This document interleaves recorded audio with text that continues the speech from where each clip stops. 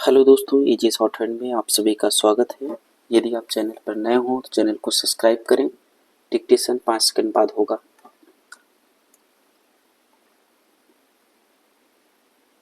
Ready, start. माननीय सभापति महोदय, मैं आपका बहुत आभारी हूँ जो आपने मुझे इस बिल पर बोलने के लिए समय दिया है। यह जो बिल सहकारिता समिति को एक समिति में भेजने का निश्चय किया गया है, जिस पर कल से बहस हो रही है, उस पर मैं आपके आदेश से कुछ कहना चाहता हूँ। श्रीमान, इस बिल को देखा जाए तो यह समझ में आता है कि यह कोई नया बिल नहीं है, बल्कि जो सन 1912 का कानून है उसी की लाइन पर बनाया गया है और कोई नई बात नहीं रखी गई है। पैरा, श्रीमान, इसमें सहकारी खेती की बात रखी गई है। अगर यह कहा जाए कि यह कोई नई बात नहीं है तो गलत नहीं होगा।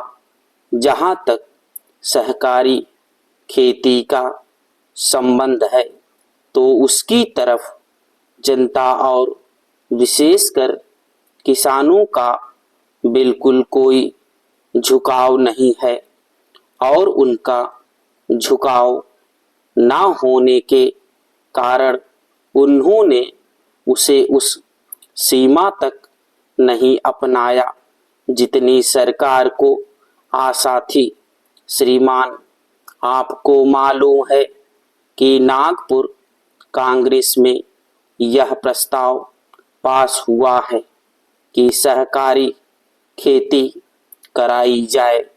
पूरे देश में इस समय इसका जोर चल रहा है और इसको लाने के लिए न मालूम इसके कितने रूप रखे गए हैं।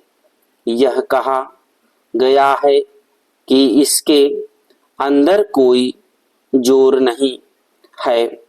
अभी एक माननीय सदस्य कह रहे थे कि राजनैतिक पार्टी के लोग यहाँ पर सहकारिता के संबंध में कुछ कहते हैं और बाहर किसानों से कुछ और ही कहते हैं।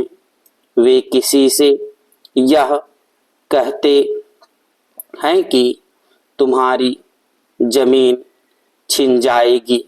मैं यह निवेदन करना चाहता हूँ कि यह जो कहा गया है और किसानों के अंदर जो भावना पैदा होती है वह इस बिल से साफ स्पष्ट होती है कि वह गलत भावना नहीं है।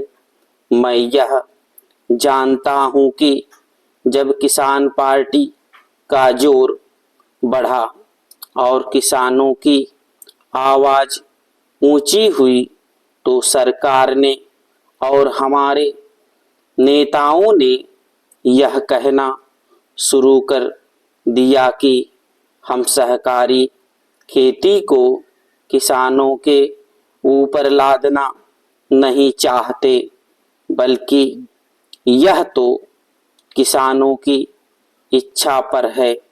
लेकिन इसके साथ ही साथ एक बात मैं पहले भी निवेदन कर चुका हूँ और फिर भी निवेदन करना चाहता हूँ कि नेताओं का अपना विचार होना चाहिए।